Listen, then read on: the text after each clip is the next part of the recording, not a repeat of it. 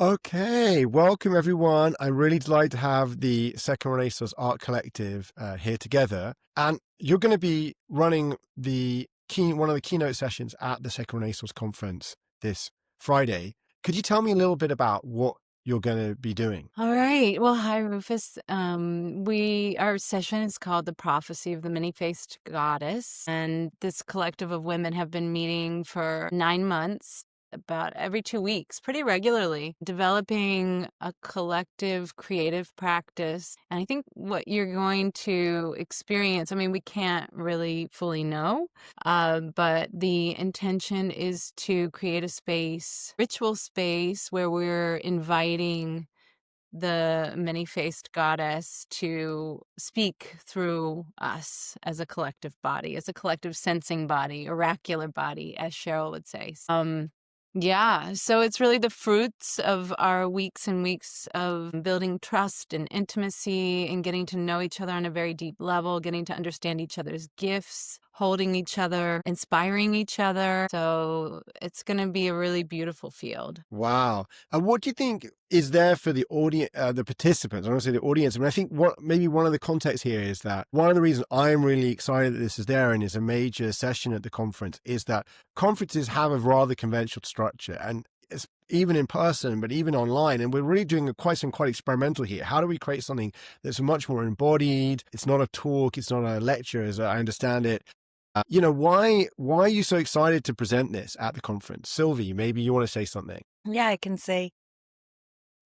Well, it is related to the fact that if we're talking about a second renaissance, a new paradigm where there will be more interbeing at the core, wisdom at the core, negating complexity and trying to embody going beyond where we are today, then that means also how you do conferences and what you do at the conferences should be new. And I think one key aspect for me I'm passionate about is that there needs to be in this shift also putting life at its center. And I think there is also something of the four of us who have developed wanting to cultivate what does it mean to put life at its center in our art collective. And to do that, then we need to, we've developed over the 9-month practices, but coming together to form a very strong fascia, a muscle of linking ourselves so that the four bodies together can open and channel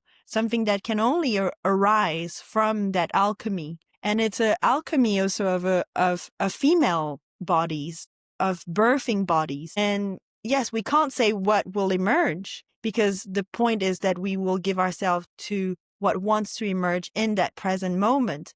But what we can say is that during those 9 months, we have come together and strengthened our ability to come together, the four of us, and open a presencing space in the middle in the vow of aliveness and life. And so we hope to share that with others. Amanda, I want to come to you. So why are you excited to be part of this? Mm-hmm. Why do you want this to come about? Yes. So I think this is a very intimate space, and there is a tension between nurturing our intimacy, the four of us, and coming out and showing something to the world. So I feel right now in this conversation a little bit of that tension of it's almost like having people come into our sacred space that we nurtured so carefully. So I want to be gentle with that also, and I think the invitation for people joining is to only come if they really feel called to be with something that is tender, with that kind of aliveness that actually needs care and protection. That it can be wild and it can be shocking, but it can also be very vulnerable and fragile. Wow. What I'm also hearing is that there's a desire to create a different kind of space or a field in this session as a kind of maybe common experience we have of being transmitted information, or maybe it's not information, but an experience. We might see a show, we might watch a film, we might even listen to music, but there's something which this has aspects of, which is trying to show a presence, a field, and a field that exists partly between you already, and that, as you said, channeling something. The question is, what is the many-faced goddess? Well, yeah, that's in the title, right, of the talk. No, it's a provocative question. And I mean, immediately what arises is a desire to allow it to be a riddle or a koan. Don't think there's something simple to arise. I would invite folks to really, and I think for you, Rufus, and any attendee of the conference, to really feel into what comes up with that language, to be with many faces, to be with the goddess. And there's a provocation at the heart of what it means to listen deeply to something like prophecy, especially, I want to say that many of us are, growing up in a kind of intellectual culture that has an underlying secular materialist paradigm to it.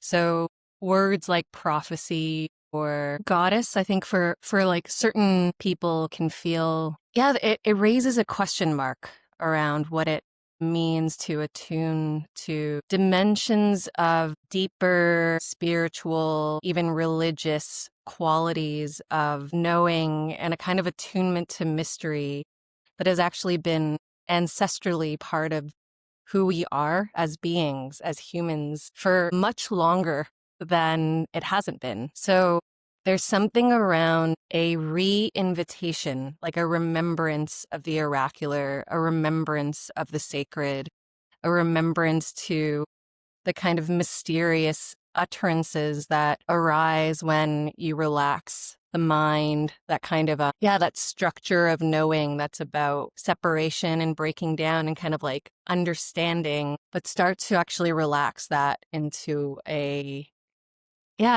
lot of this work for us is postural. It's a kind of embodiment, and it's a relaxation into becoming available to the future again, and almost allowing the future to speak its desire through our bodies. So that would be the kind of oracular field that we're hoping to open together. But there is a call to participation as well. It's not something that the four of us enacts as a kind of performance for everyone. It's actually, this is a highly participatory event and happening. So something around the modality of, we're bringing our awarenesses, our subjectivities almost into a cauldron together will guide the way. Everyone is involved in really allowing that middle to speak. This sounds just, amazing and fascinating and mysterious in a really wonderful way. I guess I have the question also, how would you bring these kind of dimensions that you're all talking about into an event like this more generally? I mean, maybe this event is happening the way it is, but I'm quite intrigued about how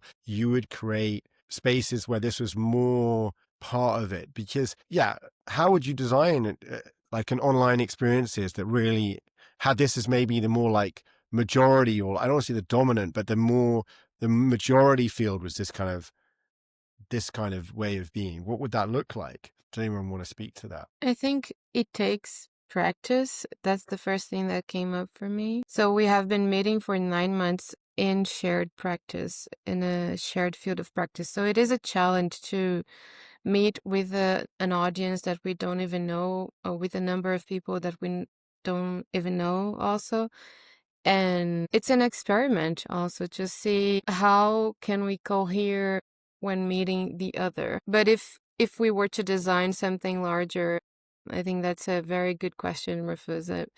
But I think it takes practice from each individual participating and being responsible for their own practice as well, and coming in with that readiness and availability. I think I could add to that, which is, it is related to what Amanda just said, which is, well, often there's this desire for efficiency and quick, and actually coherent. And what we've done for the past 9 months takes time, and there's and also, as we came together, we didn't come together accidentally. This group came together because, in a way, we are also a form of a life guild. There has been a written manifesto that came to a calling, and they had been guiding principle to help with also like this kind of merging. And so I think often we want this new, maybe a quick hack into a new paradigm, and it's like it's gonna take time. It needs a gestation, and you have to trust the gestation.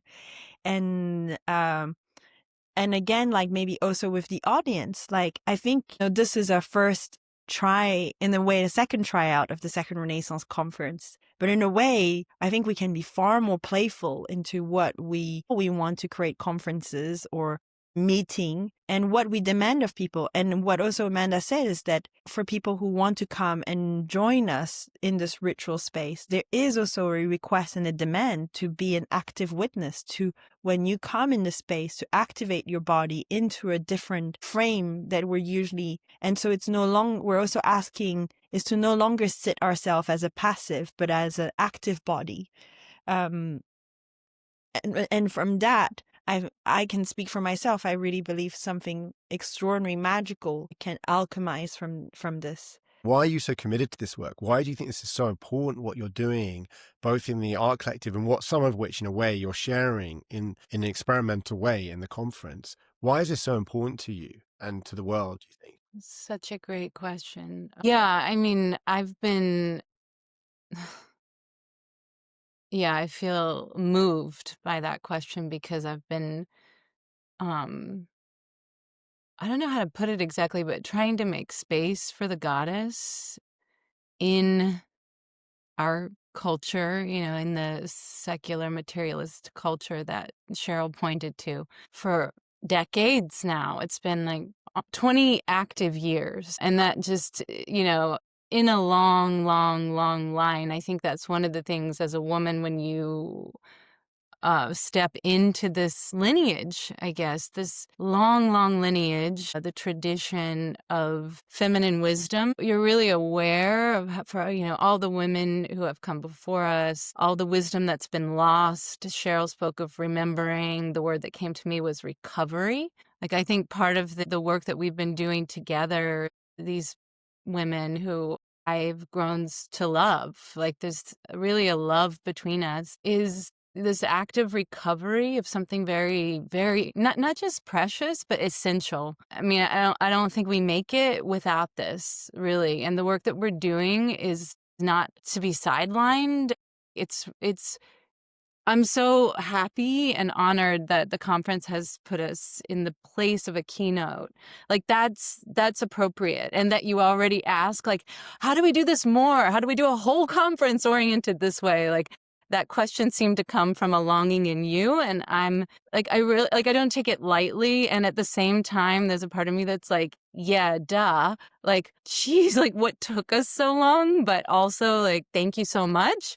And, yeah, and I think you've heard all of us at some point in this conversation kind of make reference to the fact that those who participate, those who choose to come to this, those who arrive into the space will not just be an audience, but active participants in this recovery, in this ritual. And there's a way of stepping into that. And I just hope that, I think it will be very clear to a lot of people. I think there's a real readiness, like a longing in the hearts of many people for what we're going to be presenting here. So thank you for having us.